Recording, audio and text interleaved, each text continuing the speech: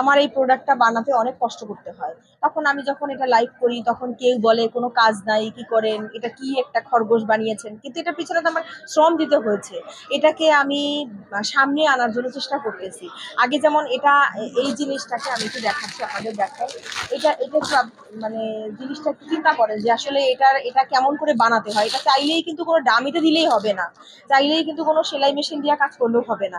এটাকে আমার নিজের মাথায় গেঁথে নিতে হবে, তারপর আমার এটাকে বানাতে হবে। তো এটা বানানোর পিছনে মানুষের সমালোচনা করে, ভালো কমেন্ট করে, যেটা আমরা বলি যে এপ্রিসিয়েট করে, হ্যাঁ এটা সুন্দর হয়েছে, এটার জন্য আমার অনেক, এটা কিন্তু আমাদের অনেক চলে।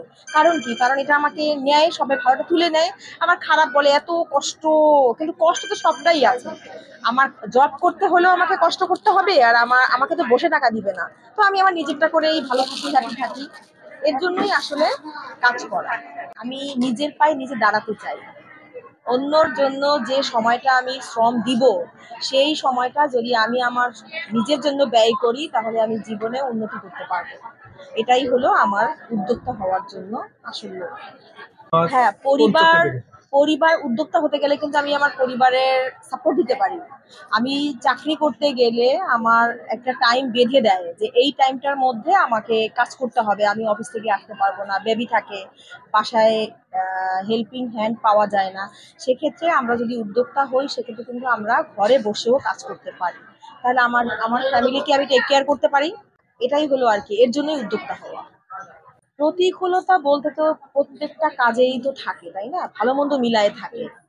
কষ্ট করতে হয়, মানুষের সাথে, মানুষের সমাজের সাথে মিলায়া কাজ করতে হয়। উদ্যোক্তা হওয়ার আসল ইয়েটা হচ্ছে যে নিজেকে পরিবর্তন করা যায়। আমি যদি জব করে থাকি, সেক্ষেত্রে আমাকে একটা ধারাই যেতে হয়। আর উদ্যোক্তা হলে আমার জনে জনে ১০ জন, ১৫ জন, ২০ জন লোকের সাথে আমার আহ, পরিচয় হয়, আমি জানতে পারি, আমি বুঝতে পারি। এর জন্য শেখা যায় অনেক কিছু আসলে।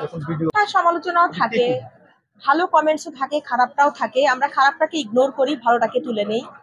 আমি মনে করি মেয়েদেরকে উদ্যোক্তা হওয়াই উচিত। সবার উদ্দেশ্যে বলবো, পড়ালেখা করে বসে না থেকে, যারা স্টুডেন্ট লাইফ থেকেই যদি এরকমের হয়, হয়তো আমরা একটু পিছিয়ে গেছি। আমরা শুরু করেছি পড়াশোনা শেষ করে, যখন আমরা ঠিক আছে, ছেলে মেয়ে হয়ে গেছে, ঠিক আছে, আমরা এখন একটা কাজে ঢুকি। কিন্তু না, স্টুডেন্ট লাইফ থেকেই যদি আমরা চিন্তা করি, নিজেকে মোটিভেশন করি যে না, আমার দাঁড়াতে হবে, আমার কিছু করে খেতে হবে। এটা ফ্যামিলির উপর ডিপেন্ড করে যে আমি কোটিপতির মেয়ে, আমি কিছু করব না, তা না, আমাকে প্রতিষ্ঠিত হতেই হবে। এটাই আমার চিন্তাধারা, এটাই আমাকে দাঁড়াতে হবে সমাজে। একটা মেয়েদেরকে যেভাবে এখন কিন্তু পিছিয়ে নেই, মেয়েরা কিন্তু পিছিয়ে নেই। ঘরে বসে কাজ করে, বাইরে করে, নদীতে করে, আকাশেও করে, সব জায়গায় আছে। সেক্ষেত্রে আমরা প্রত্যেকটা ছেলে মেয়ে সবাইকেই বলবো যে স্টুডেন্ট লাইফ থেকেই যেন এই নিজের নিজের প্রতি নিজের কাজটা করার জন্য যেন চেষ্টা করা উচিত। সমাজের মেয়েরা ডিভোর্স, এটা আসলে চিন্তাধারা, এটা হয়তো সামাজিক প্রতিকূলতা, এটার সাথে আমি এটাতে মিলাবো না। নিজের পায়ে আমি দাঁড়াবো, আমার ডিভোর্সের সাইডটা কিন্তু আলাদা। ঠিক আছে, এটা হয়তো সামাজিক অবক্ষয় আর কি, ছেলে মেয়ে উভয়ের ইয়াতেই হচ্ছে, হয়তো বনিবনা হচ্ছে না, সেক্ষেত্রে চাপটা আমি যেতে চাচ্ছি না। আমি আমার